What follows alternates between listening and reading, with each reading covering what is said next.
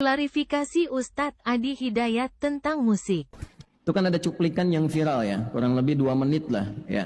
Kemudian diambil sedikit. Nah, materi yang diambil itu ada di pengkajian Ramadan yang dilangsungkan di Universitas Muhammadiyah Jakarta.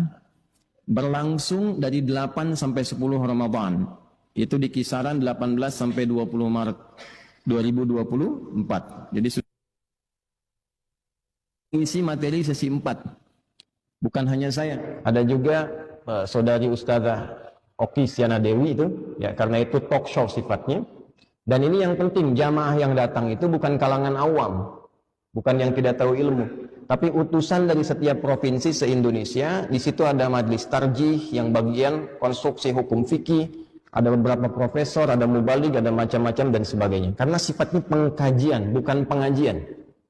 Beda, kalau pengajian, ngaji, kita belajar, ya, dan seterusnya. Kalau pengkajian itu analisis. Menganalisis, meneliti, dan melahirkan satu kesimpulan. Baik, secara singkat dan padat saja, karena kita bagi dengan cepat, yang diambil di cuplik itu, diantaranya ada satu pertanyaan tentang hukum musik. Sebetulnya ada satu pernyataan, ada satu pertanyaan. Pernyataannya dari moderator, yang menyamakan Quran dengan musik, dan saya bantah tegas itu dengan dalil, dan seterusnya. Yang kedua, yang ini yang penting, pertanyaan tentang musik, tentang hukum musik. Ya, nanti teman-teman bisa lihat tuh, klik aja di YouTube tuh gampang, pengkajian Ramadan UMJ, ya, nanti keluar tuh, itu ada kurang lebih 2 jam di situ. Kemudian saya jawab dengan menyampaikan 2 hal.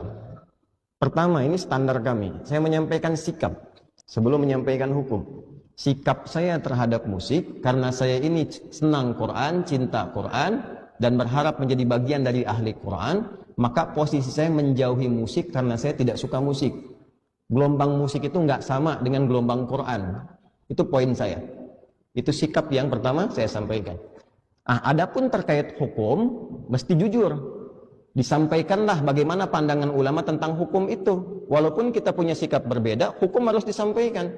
Antum mau kunut, boleh, tapi antum sampaikan dalil yang tidak kunut.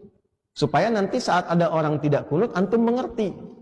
Anda tidak kunut, boleh. Tapi ketika Anda tidak kunut pun harus disampaikan dalil yang kunut bagaimana.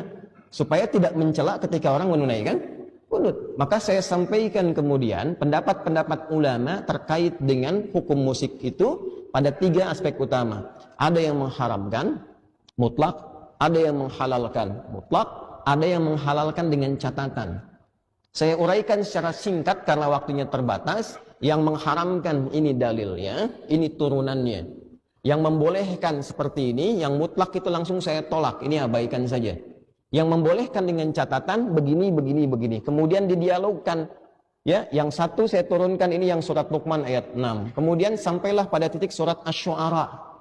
Saya sampaikan makna Asy-Syu'ara jamak dari kata syair. Ya, syair itu artinya begini dan sebagainya. Nah, yang dicuplik itu yang itunya aja tuh.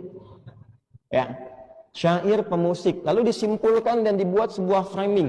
Ada surat musik di Quran, Ustadz ini menghalalkan musik. Nah, itulah yang terjadi. Nah, dan itu nanti bertanggung jawab di hadapan Allah Subhanahu wa Ta'ala. Kapan saya mengatakan saya menghalalkan musik? Dan sejak kapan saya mengatakan saya mengharamkan musik? Sikap saya jelas. Saya menjauhi musik, saya tidak suka musik. Hanya pendapat ulama seperti ini. Jelas sampai sini? Nah, jadi kalau ada yang motong-motong, ada yang mencela dan sebagainya, itu semua bertanggung jawab di hadapan Allah.